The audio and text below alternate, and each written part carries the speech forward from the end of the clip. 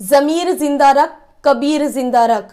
सुल्तान भी बन जाए जिंदगी में तो दिल में फकीर जिंदा रख। हौसलों के तरकश में कोशिश का वो तीर जिंदा रख। हार जा चाहे जिंदगी में सब कुछ, मगर फिर से जीतने की उम्मीद जिंदा रख। अस्सलामु अलैकुम वरहमतुल्लाहि वबरकातुहू। आज का मेरा विषय है भारत की जंग आज़ादी। तो नाजरीन, आज़ादी का नाम सुनते ही हमारे जहनो फिक्र में हिंदुस्तान का वो नक्शा गर्दिश करने लगता है, जिसकी याद आते ही हमारी रूह कांप जाती है।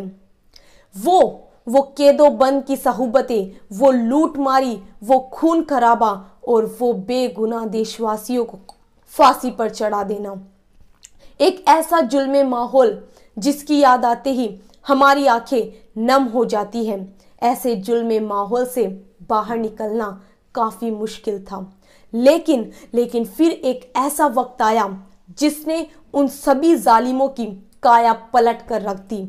हमारे मुल्क के जाबाज सिपाही खड़े हुए, जिन्होंने अपनी जान की बाजी लगाकर उन सभी फिरंगियों को हमारे मुल्क को छोड़ने के लिए मजबूर कर दिया। और इन्हीं मुजाहिदीन वतन में कुछ नाम ऐसे भी हैं जिन्हें आज तारीख मिटा देना चाहती है, जिनकी कुर्बानियां आबे जर से लिखने के लायक है। लेकिन अफसोस, सद अफसोस, आज कई राइटर्स उन नामों पर पर्दा डालने की कोशिश कर रहे हैं। और उन्हीं नामों में से एक नाम है हजरत बाबा मजनू शाह मलंग का, जिन्हें सैयद अबू तालिब, मजनू शाह बुरहान, मजनू शाह मदारी और मजनू शाह फकीर के नाम से भी जाना जाता है, जिन्होंने सन 1763 ईस्वी में अपने साथियों के साथ मिलकर फिरंगी सरकार से अपने देश की आज़ादी के लिए कई जंगें लड़ी। और हजरत मजनू शाह मलंग को आज़ादी जंग का पहला हीरो, फर्स्ट फ्रीडम फाइटर कहा जाता है। यानी ईस्ट इंडिया कंपनी की फौज से आज़ादी हिंद के लिए इन्होंने सबसे पहले जंग लड़ी थी। और इतना ही नहीं, बाबा मलंग एक जबरदस्त तंजीमी सलाहियत के मालिक थे। वे मुश्किल हालात में भी बेमिसाल सुझाव का मुजाहिरा पेश करते थे। आप जगह जगह जाकर लोगों को जंगे आज़ादी के बारे में समझाया करते थे और लोगों के दिलों में चमक पैदा करते थे आज़ादी की। यह फकीर अपनी जान की परवाह किए बिना आज़ादी के लिए लड़ा करते थे, उन सभी फिरंगियों से अपने मुल्क को बचाने के लिए। और इनके इतिहास में सन 1761, 1763, 1766 और 1771 काफ़ी सुनहरे वर्ष माने जाते हैं। और इतना ही नहीं, इन आपने मस्तानगढ़ किले पर मोर्चाबंदी भी कर दी थी, जिससे कई किसान और कई लोगों के लश्कर आपके साथ चल दिए।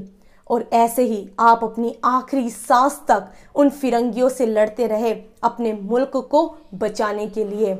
और अपने अंत के पलों में यह मकनपुर शरीफ चले गए, जहां पर 26 जनवरी 1788 को आपने अपनी आखिरी सांस ली। तो उस दौर में जब कोई भी व्यक्ति यौम आज़ादी के बारे में नहीं सोच रहा था, तब बाबा मलंग ही थे जो दिन रात एक करके एक फ्रीडम फाइटर की तरह लड़ रहे थे। आपकी यही हिम्मत, आपका यही हौसला आज लोगों को काफ़ी सीख देता है। हमें उनका नाम नहीं भूलना चाहिए, क्योंकि आज उन्हीं की कुर्बानियों के सदके हमें आज़ादी का सही मतलब समझ में आया है। हमें भी मजनू शाह मलंग और उनके साथियों जैसी देशभक्ति ही अपने दिल में समा लेनी चाहिए, क्योंकि जिस तरह उन्होंने अपने देश, अपने मुल्क को बचाने के लिए अपनी जान तक गंवा दी, वैसे ही हम सभी को भी जब भी हमारे मुल्क को हमारी आवश्यकता पड़े तो हमें पीछे नहीं हटना चाहिए।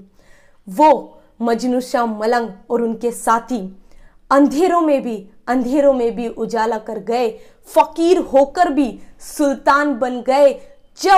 जब मुल्क इतनी बड़ी मुश्किलात